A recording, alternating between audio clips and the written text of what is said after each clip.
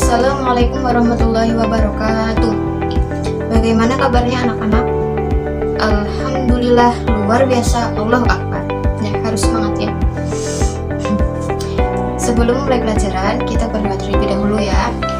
Bismillahirrahmanirrahim. Raditu billahi rabba wa bil islami dinan wa bi Muhammadin nabiyya wa rasul.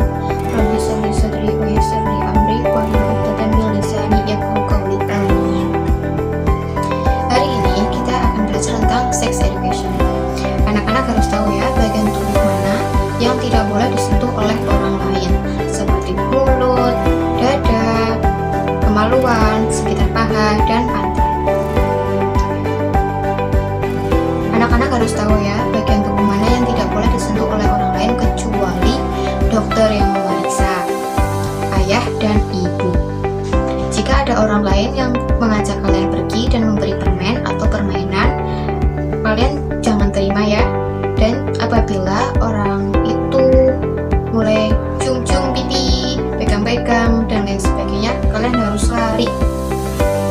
Dan apabila orang tersebut itu memaksa, kalian harus lari ke tempat yang ramai dan meminta tolong, teriak, tolong, tolong. Bagian tubuh yang tidak boleh disentuh yaitu ketika ada seorang yang minta kalian untuk membuka baju di depannya, itu nggak boleh. Atau ketika ada orang lain meminta kalian untuk menonton video atau film, tidak boleh. Yuk kita nyanyi bareng-bareng. Sentuhan boleh, kepala, tangan, kaki. Karena sayang.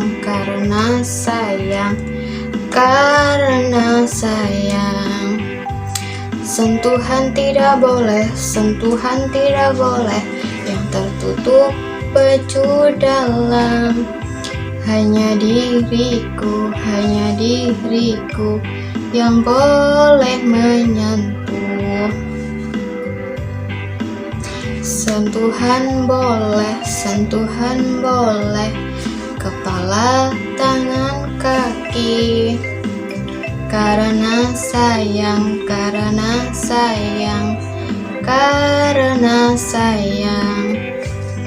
Sentuhan tidak boleh, yang tertutup baju dalam. Katakan tidak boleh, lebih baik menghindar, hilang ayah ibu. Nah, untuk orang tua ada tips nih untuk menjaga anaknya dari pelecehan seksual. Yang pertama yaitu mandikan dan pakaikan baju anak sendiri. Yang kedua, periksa kondisi tubuh anak. Yang ketiga, jangan biarkan orang lain menyentuh anak sembarangan. Yang keempat itu jaga hubungan keluarga secara harmonis. Yang kelima, selalu mengobrol dengan anak, tak tutup. Yang keenam, jaga penampilan anak agar tetap sopan. Berikut beberapa poin yang perlu diperhatikan dalam memberikan pendidikan seks kepada anak. Yang pertama itu beritahu bagian tubuh dan fungsinya. Sex education membantu anak untuk memahami bagian tubuh mereka dan membantu mereka untuk memahami betapa penting mereka dalam mencintai tubuh mereka. Yang kedua, masa pubertasnya, yaitu dimulai dari umur 9 atau 10 tahun.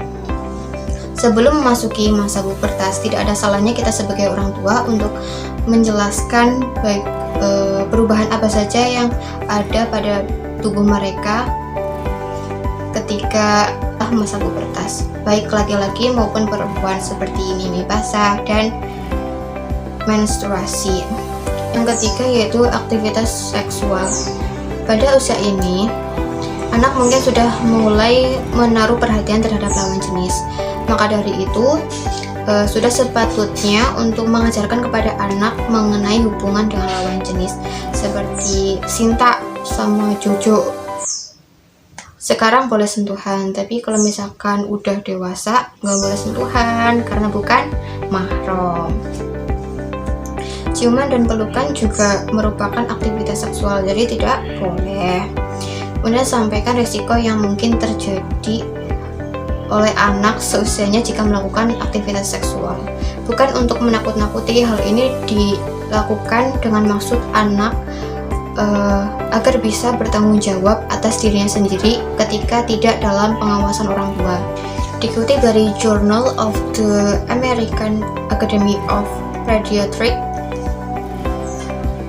baik anak-anak maupun remaja harus mendapatkan pendidikan yang akurat tentang seksualitas.